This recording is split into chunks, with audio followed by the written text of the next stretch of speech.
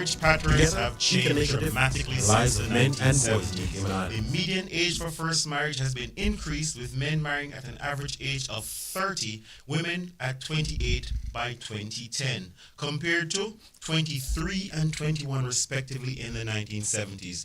This delay in marriage is associated with greater economic and educational opportunities for women. But what does that mean?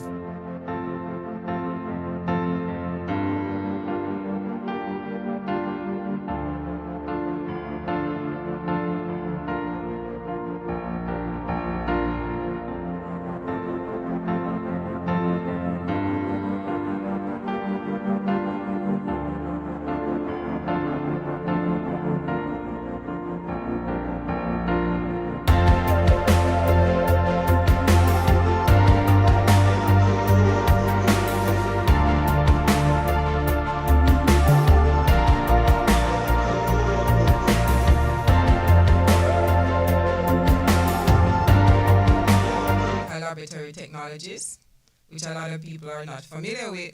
Yeah. But to just put it short, I work in the lab processing samples such as blood, urine, etc. All right. Thank you, Nisha. All right, everybody. I'm Kevin Creary. I'm a youth counselor. Work extensively with the youths. I've spent a lot of time as a fitness trainer, taught Zumba and step aerobics.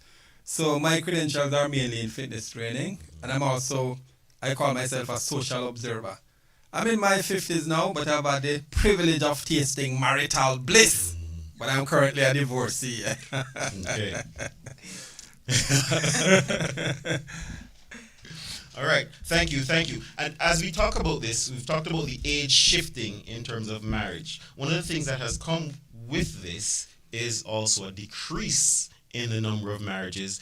And for some reason, as in the old days, as men used to go off and work and do these things, accomplish more things, then what that would lead them to is being married. But today, more and more women are finding themselves getting to the end of the career ladder, getting to the end of the education ladder, looking to find the man who will be your life partner, and finding that he's not there.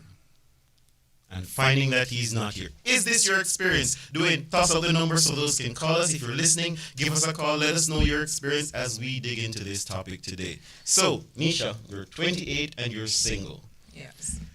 Is that because you've chosen to be single, or you're spending a lot of time in the lab producing samples and not finding you in the lab? Not producing or processing. Processing, there's the word.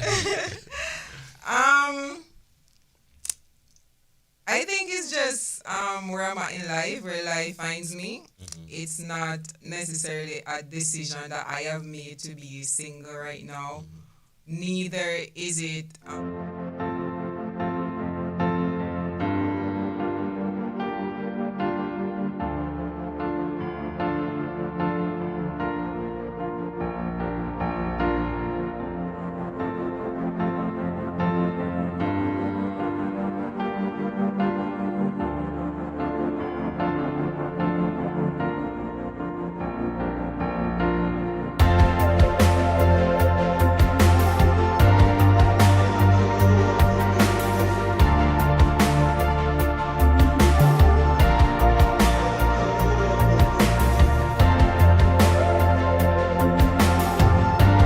They're independent, they're almost taking the role that the men used to have. The men used to have the liberty of being able to sort through and select their most preferred woman, but women are doing the same thing now. As a matter of fact, you have women taking care of men now in the same way that men used to take care of women.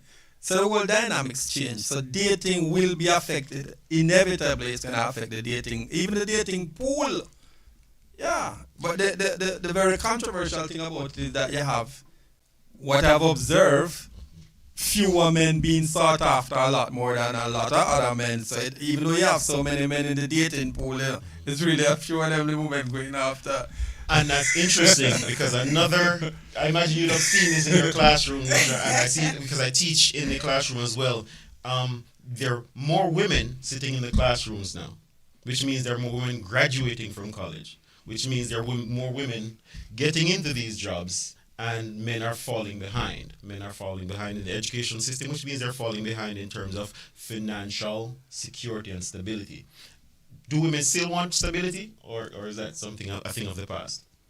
I mean, yeah, women still want stability, and you emphasize the difference in regard to the numbers, because even when I'm looking at my workplace right now where I work, and usually it's your environment where the potential comes about.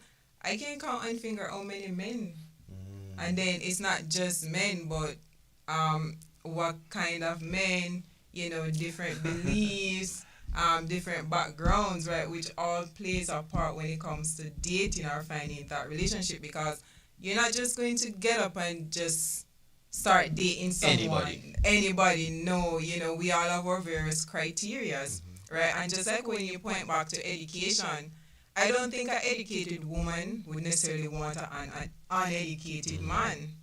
You get what I'm saying? Like, there has to be a certain balance. Right?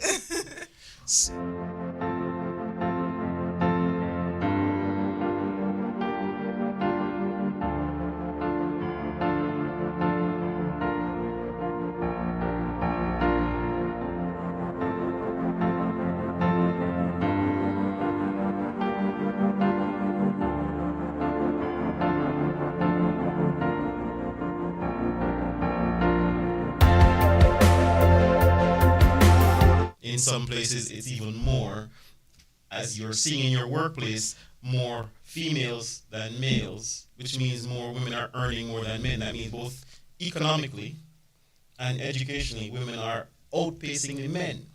What does that mean for dating prospects? Dwayne said, unless, because this is where we jump into that unless. It's just that I still find it fascinating how you have a lawyer married to a teacher or a doctor, but the marriage broke up because the baby was for the gardener. Yeah. And you know what? I'm sorry. No.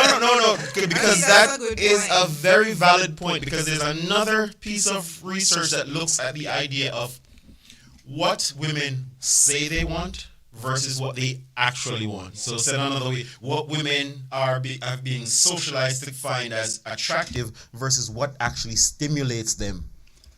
I'm really glad you mentioned that, because there's a very covert hypocrisy going on where that is concerned, because women are looking for people who are intellectually their equal. Yes. They don't like intellectual disparity, they don't like social disparity, but at the same time, they want to experience somebody who is more primally driven. And I mean, this is just trying to politicize the way I'm speaking about it. But they want to experience the primal instinct of a man.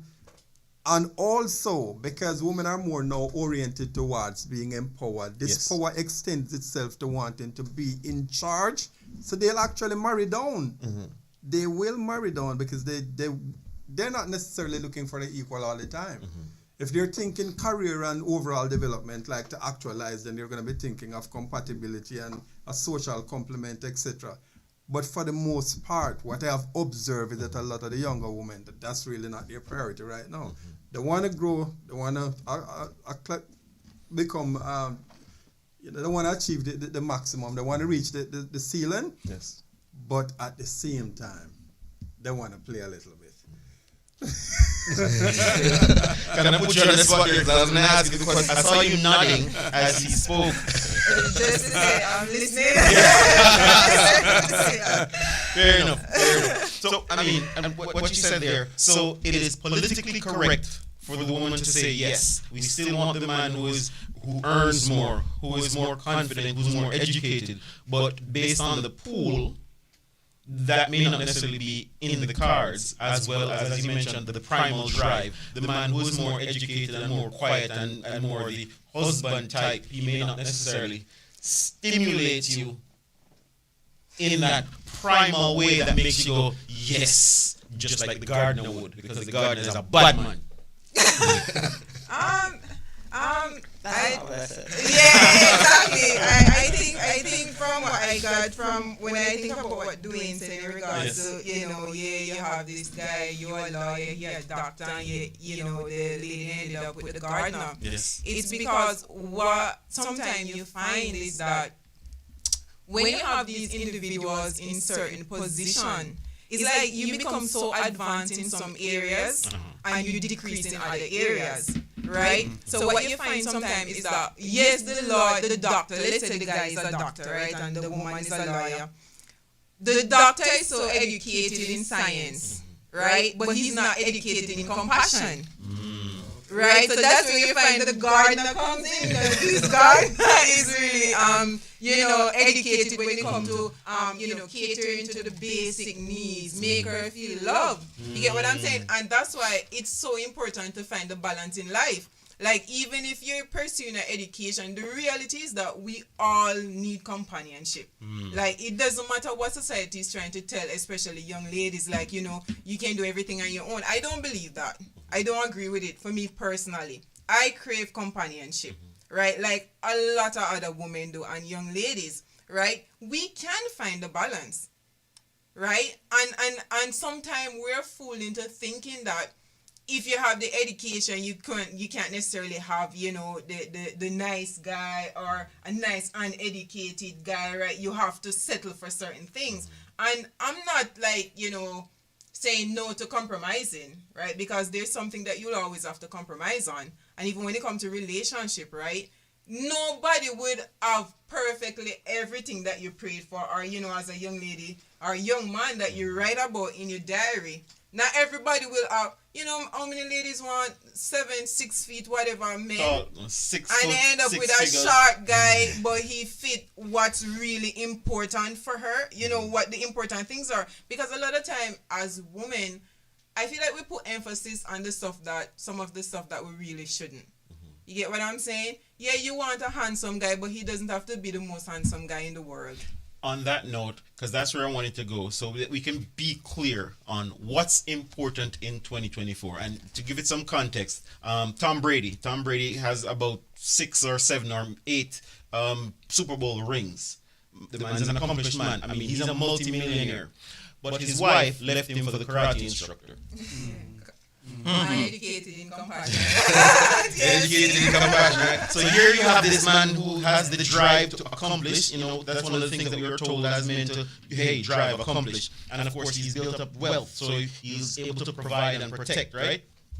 But she, like you said, wanted something else. So what do women actually want in 2024? What should men be focused on? I mean, just the example that you gave, Robert. A lot of time when man is out there, providing, protecting, they're upset. They spend hours working. That's why we'll always go back to the little gardener who's outside. Perfect example, Dwayne. Don't get the right? Yeah, Dwayne brought the gardener here. It's Dwayne's friend. Yeah, I know, right? It's just the reality, and I will always emphasize balance. I believe that we can find balance in life.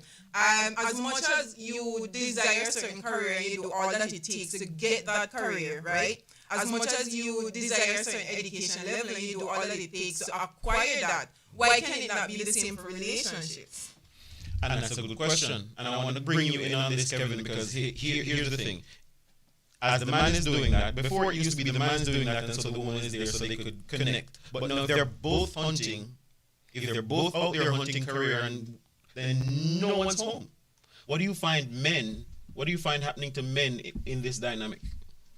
Well, one of the things I need to specify first, I remember back in the days, the Jamaican people are saying when them say you pick up where you can't manage.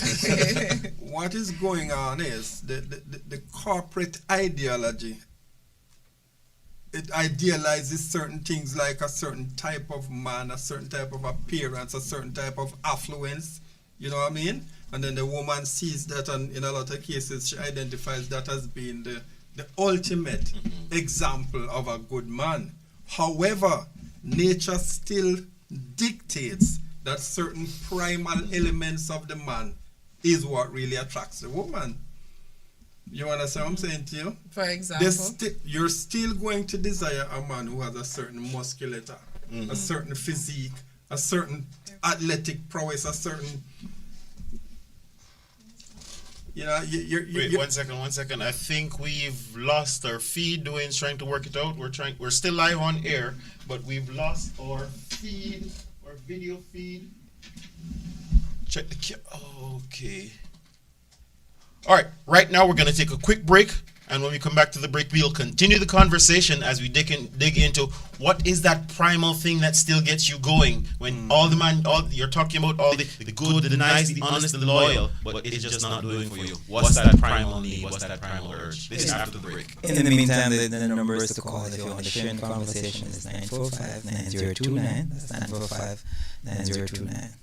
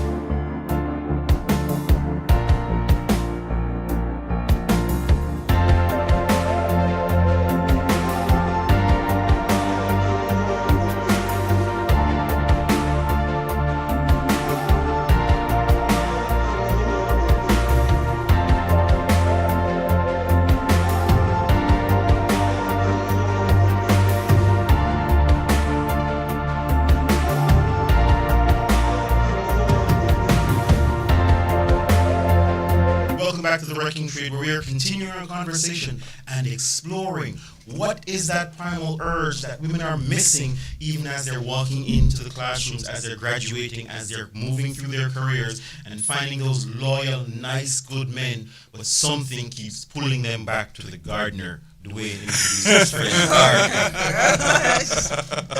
Back to the gardener. But yes. As I was saying, the saying that we used to have back in the days, that you pick up where you can't manage.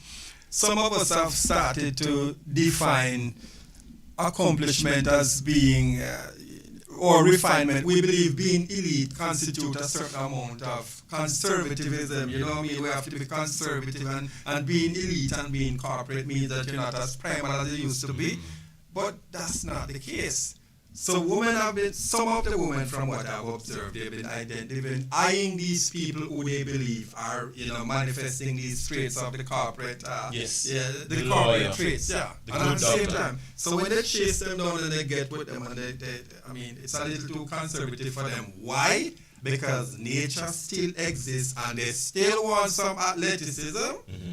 They still want the romance. No, don't get me wrong. I'm not saying corporate people are not capable of these things. I'm just saying the undiluted essence of what it means to be sexually, capable. Yes, let's start dealing with the bedroom and dealing with the things solid. A lot of the little men, let's just call them little men. We're just saying little men, not saying it disparagingly, but we're just saying they prioritize these things, especially because that is what they use to equalize themselves. That is their only method of being able to attract a woman of a certain caliber. So they have to put more priority on that. They have to drink up the right juice and they have to work on them waistline and everything because they know the only equalizer is their capability. Their sexual prowess is the only tool they have to equalize themselves. So you're saying when they fall short, that's how they're feeling? In a sense, yes. But the woman do the same thing. I mean, the woman who is from the lower echelons of society, what does she do? She invests in her body, don't it? Even if it means that she have to bleach because she feels it's an asset that when she brown. Don't she's gonna do that? And that's interesting because, and more and more, that's the dynamic we're seeing in terms of society in the West is showing more of the clothes, or with the clothes you're seeing less of the clothes. So more in 2024, you're seeing less clothes. You're seeing shorter skirts. You're seeing lower necklines. You're seeing, if you look at the red carpet, you're seeing people wearing their underwear. And this is considered now elegant and evening wear. So something is happening that is causing, as persons get older, I see a hand doing, to be focused more on the sexual. So there's something primal that seems to be missing, and Dwayne has the answer. No, I just want to ask a female something. Yes. How attractive it is. How attractive a man that is God-fearing is in all of this mix. We're on the scale of 1 to 10, who gets the greater level of attraction and respect? A godly man who is, when I say godly, I mean not necessarily a churchy man. Yeah. I mean a person who is full of morals, of social graces, of kindness, fruits of the Spirit. Where is he in this mix? I mean, I can only speak for myself personally, and at the top of the list for me is spirituality. You know, like what's their relationship with God?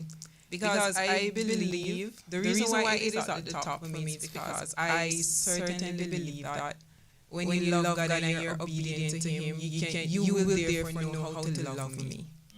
Right? Because what you find out is that you know people are just doing what feels best to them, or what they have been taught is the best to do, or what they think is the best.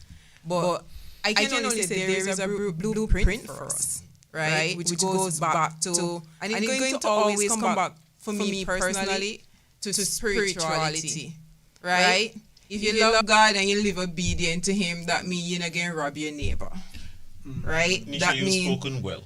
Right? And I'd say your dad, answering Dwayne's question. Your pastor would be very proud, right? But here's the thing: one of the things that we get to unpack on this show is we get to be real. And while we may say these things because they're politically correct, and these are the things that you're supposed to say, especially when you're in a Christian environment, you're supposed to say that the Christian man is most attractive. But what we're finding is that's not what is playing out, because the gardener doesn't have to be a Christian. Oh my gosh. Right? Yes, I'm going to bring Dwayne brought him in the room. We're going to keep bringing him. We're finding that more and more the good guy is not the one who gets to go home and have a good time. The good guy is not the one enjoying marital bliss. The good guy is the one who seemingly, by and large, I mean, statistics may vary, but of course you understand that in general, the good guy is the one who finds himself suffering. The good guy is the one who finds himself left out in the cold. When you look at the guys, one second, doing. When you look at the guys in the workplace, I'm sure, and around your church, you may find quite a few guys who are good, strong Christian, Bible-based believers. But there's something for many women, and not necessarily you, but for many women that does not do it for him. Do it for them with him. Great as he is, he could be a wonderful Bible worker, he could know the Bible inside out, but for some reason, it's just not taking it home. And that's the invitation, women, to reconnect with not just the things that we're supposed to say, but what's actually happening inside. What's the thing that's not causing that spiritual man to do it for you? And Dwayne is going to defend the spiritual man because Dwayne is the most sexiest man in the world, is the man of God. I didn't say that. If you notice, I gave a disclaimer before. I'm saying not necessarily a church man. but a godly man. Yes. Now, just like how you have persons in the corporate world who are specific or they're more leaning toward their discipline. Yes. Then you have persons in church who are just churchy, who is just to the text of the Bible instead of the actual word, which is God. The Fair Bible, enough. right? And we don't want to belabor one second. We don't want to belabor that too much because I'm connecting to what you said in that whoever we're calling the spiritual man. Yeah. If the spiritual man is supposed to be the most attractive man, then that means bring a lady to church and everything should be fine. The man who is leading her to church, the man who is leading her spiritually, should be the man who is placed up on the, what do you call him, the centerfold as If you notice, the guy. in my first Yes. statement, I was saying the person who exhibits the fruits of the Spirit. Yes. Love, joy, peace, long suffering, person who cares, somebody who has a heart. You understand? It's different from just a person who Goes to church. yes. Yes. So that's what I'm saying. We're not focused on the guys who just go to church. I'm sure there are a bunch of people who go to church. But I'm saying when we're talking about attractiveness, then the fruits of the Spirit should be the things that float or rise to the top as the things that are being sought after. Yeah. But somehow it seems to more align with 6 figures, 6-pack. I just have a bias, right? Let me tell Yes. you the bias I have. I am a firm believer in the Bible, and if there's one text I believe strongly in the Bible, it's the one that said, "If I be lifted up, I'll draw all men unto me." Now, that doesn't necessarily mean that I'm just saying the word Jesus or I'm quoting from a text from John or whatever. But if I lift up the principles of Jesus in everything that I do, I dare any girl to not come to Jesus in me. She can't find Jesus in you. So if you're one of the things they're finding is that most relationships now are actually being formed on one of those online dating platforms. So what do you call them? A Tinder or one of those platforms, right? So you're saying, based on what you're saying, if you're outfitting your dating platform with Jesus and demonstrating that you have the fruit of the Spirit, then you should be the number one sought after pick. But again, Robert, in the history of the Bible, yes, we would have seen where Jesus attracted everybody, including a prostitute. yes, but one of the things I want us to be able to separate. So One second, everybody wait. has that need inside Yes. them. For yes, we must separate evangelism from relationship. No, I'm Yes, not saying we have to. evangelism. I'm not saying evangelism. I am saying, no matter what the woman thinks she needs, Yes. I think she wants, whenever she comes in contact with her need, she's gonna fall for it. She should, is what you want to No, say. I'm saying she's gonna fall for it Then why are there so many single women out there? because she has not come in contact with her need. Okay. So what you're saying then is that, and this is a whole other conversation than the one that we're having tonight. What you're saying then is that there needs to be more spiritual men in order to help the women. They need to be more real godly men. So what happens to the men who are not churchgoers? What happens to the men who find relationships who There are are not in the many church? men who don't go to church who are very godly. And what does that look like? Because here's the thing: it's good to give platitudes, or it's good to give ideas of what this thing looks like. But when a girl is looking for a husband, Yes. what is the thing that she's looking? Okay, because it's easy to go. Okay, he's 6 feet tall. Check. Okay, he makes 6 figures. Check. Okay, fine. He has a 6-pack. Check. Those are practical. Those are observable. What are the observable things that she needs to be looking at to help her to make that decision? So a plus for the godly man is when he has all of those. So it comes right back. Right. It's a plus. It's. I mean, think about it. Whatever. If he can get by without them, can you imagine if he has them? Yeah, but one of the things I've been talking about for quite a while is the hypocrisy Yes. needs to be removed. Yes. Because what I'm observing right now when I go, because I visit numerous churches across the island, and I'm noticing that even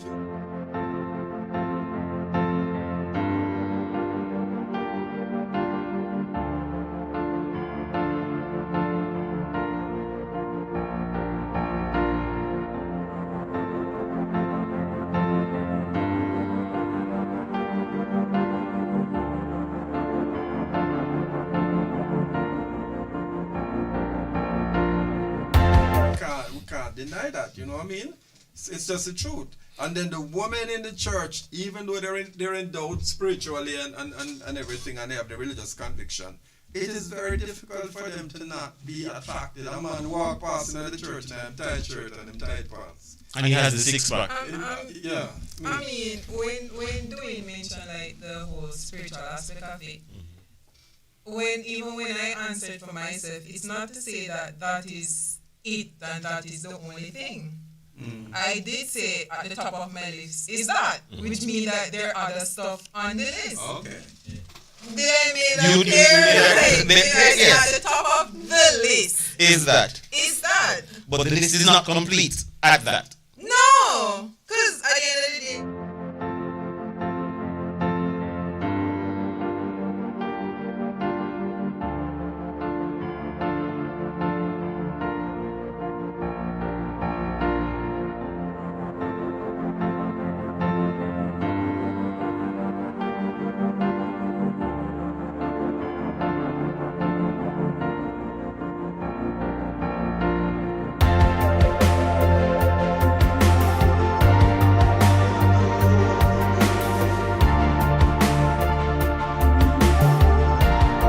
Where if you're not factoring that into any kind of evangelism that you're doing, it might not be as effective. factor in what? Social media? Factor in the influence, factor in the fact that you may have a relationship that's working perfectly well, but because of your exposure to options on social media, that becomes a challenge.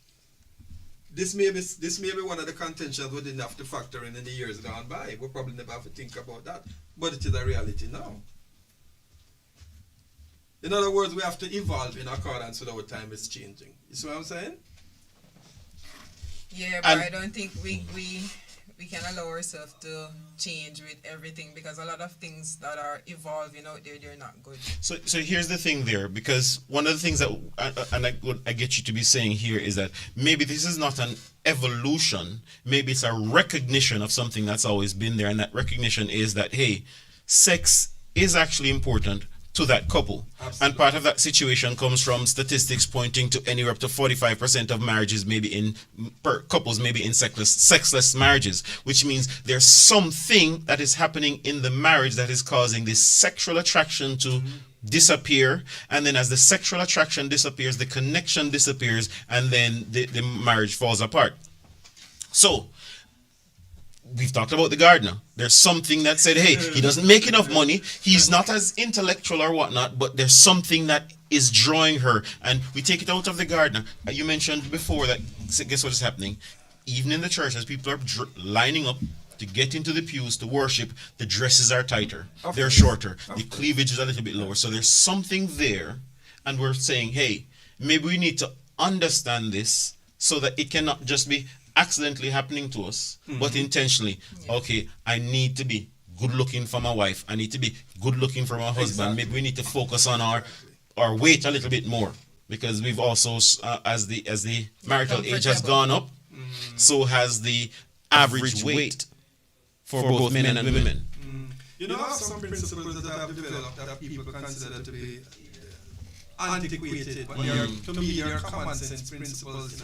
You see, because I respect the fact that people are naturally going to gravitate towards things that are sexual in nature, I believe there's some ground rules you should put down. Like for me, if I have a friend who is I have done fitness training for a very long time. I've taught people, probably for sure one of my photographs where you might say, what? That's you? I've come from that place.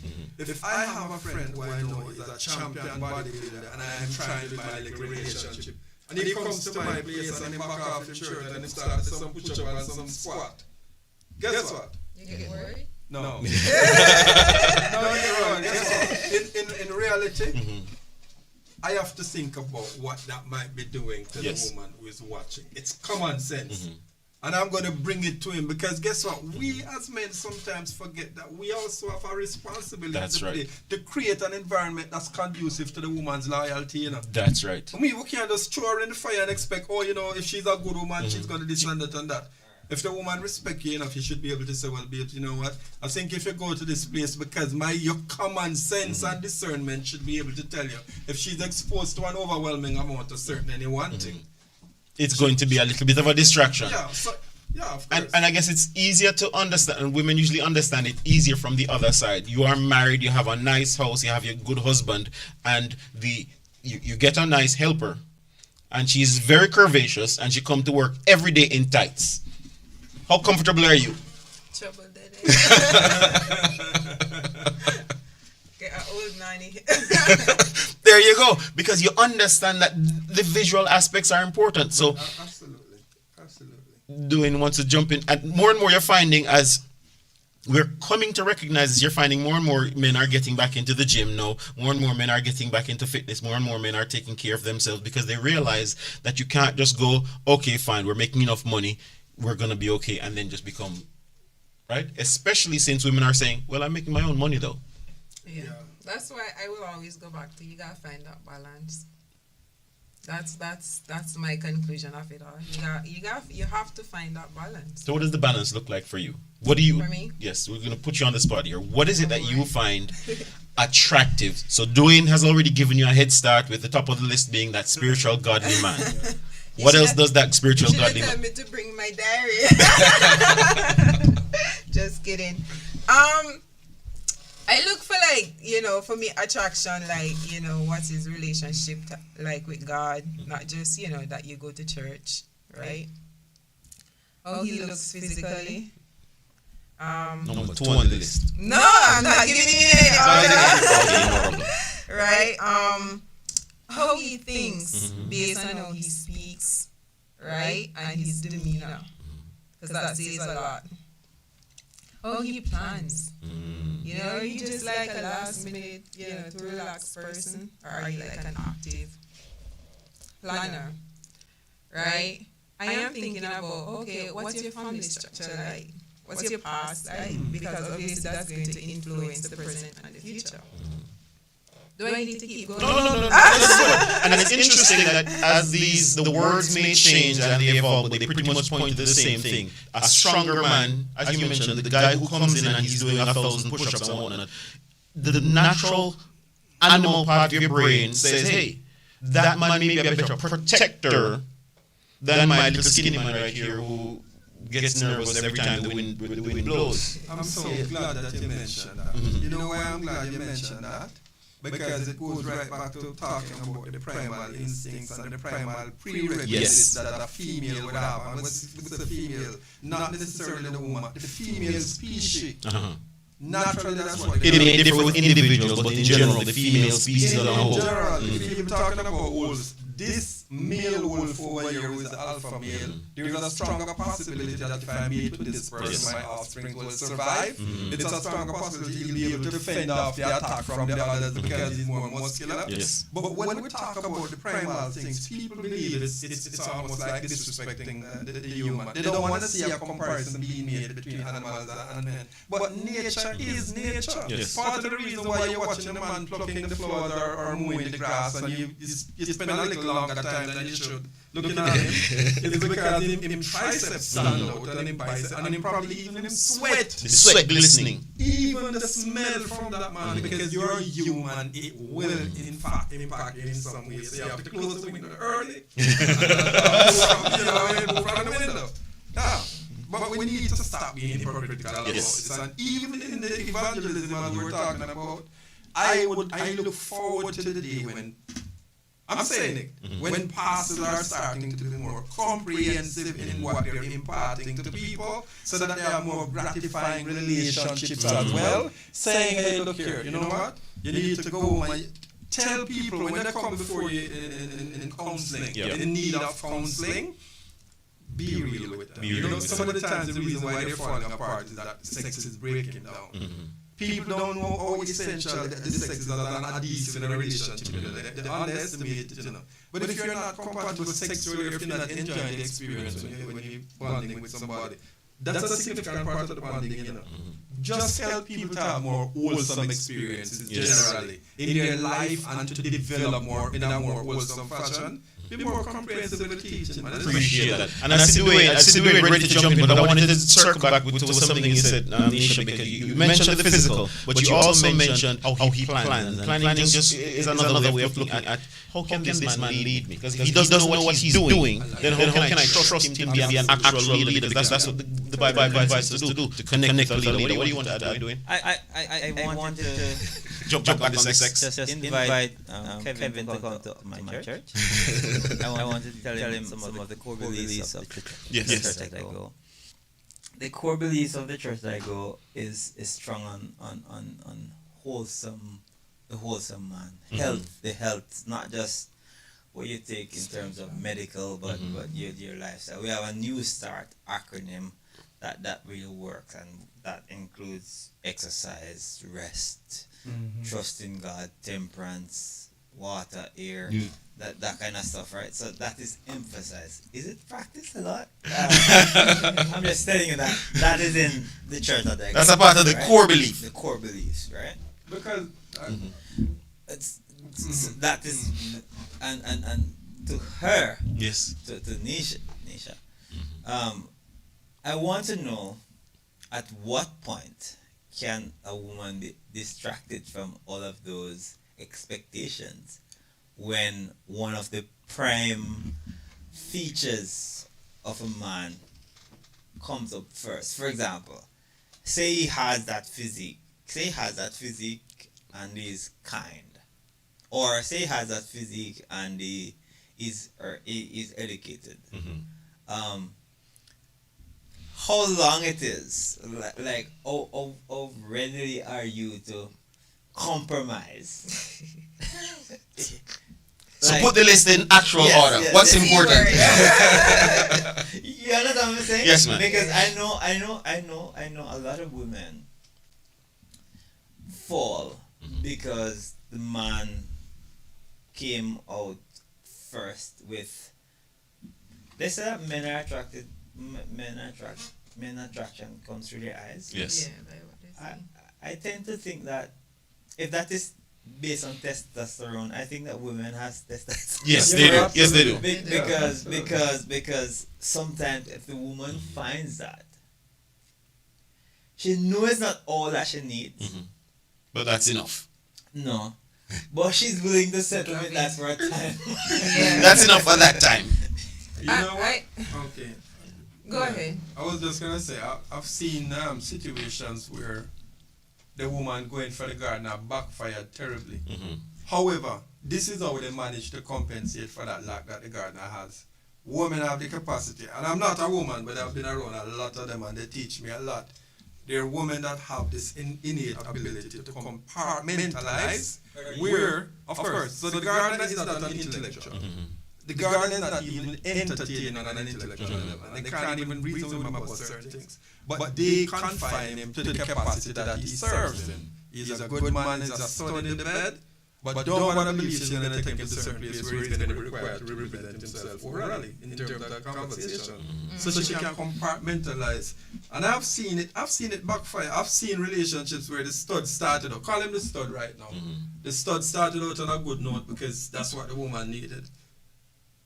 When she start demanding more in other categories of the relationship and the stud can't deliver, Things fall apart. she now confines him to just being the stud, and that's not. He get relegated, you know. He demoted, you know. She take two, make one. So it's interesting because we've often thought of the ability to compartmentalize as a male trait, but more and more what I'm hearing you say here is that it's now finding itself application in the female domain. So she might have the guy that gives her the boyfriend energy. He can come around, he can take her on, eat some food, and they can laugh and have fun. But then she go around and she go hang with the stud. And then maybe there's the guy who is paying the bills down the street, right? But Robert, So Yes. that's not the godly woman. I know. Just as though I speak. But one second, do it. Men, Yes. That's not the godly Yes. But what we're looking at here first, before we get to the godly application, is to look at the human tendencies. Okay. Now, once we understand and appreciate that this is actually happening, because, and connecting it back to the sexual idea, if we get into our relationships and all we're focused on is the leaves of the Bible without the actual physical connection between us, then we may find a challenge in our relationship while we're now brothers and sisters in the church as opposed to husbands and wives. Right? So we have to recognize that there are elements there that are different to the husband and wife situation than to brother and sister this in the church. And if we don't give credence to those things, we have marriages who suffer because of it. So that's it. So once we understand, and as Nisha said, yes, once you understand the importance of the godly elements, and then you understand the importance of the physical elements, and then the importance of the leadership elements, then we get the total package that was given to us by God. The invitation to be the protector, the provider, and the priest was not something that men invented. This was something that was laid out by God. And as what I'm hearing, and I'm going to come back to you with a question here, what I'm finding more and more women saying is that the men are not delivering, and so now they're forced in a position where they go, well, I need to go out and make it. So I need to do the provision myself. Okay, he's not in church. He's not spiritually providing the spiritual leadership. So now she's becoming the priest. And okay, we live in a relatively safe world, but they're going, well, I don't need his protection anymore. And then the question comes, what do I need a man for? The gardener. And the cut down, well, I can pay somebody. So And now the gardener has become one that she could buy on the store. there you go. It's like Uber. It's like Eats. It's okay, when I need something, I'll order it, and then I'll go about the rest of my life. What are your thoughts on that, Nisha? I know that puts you on the spot, but what do you find in your own experience in that? You mentioned earlier, you're looking around in the workplace environment, you're seeing men, you're going to church, you're seeing men, but it's just not happening.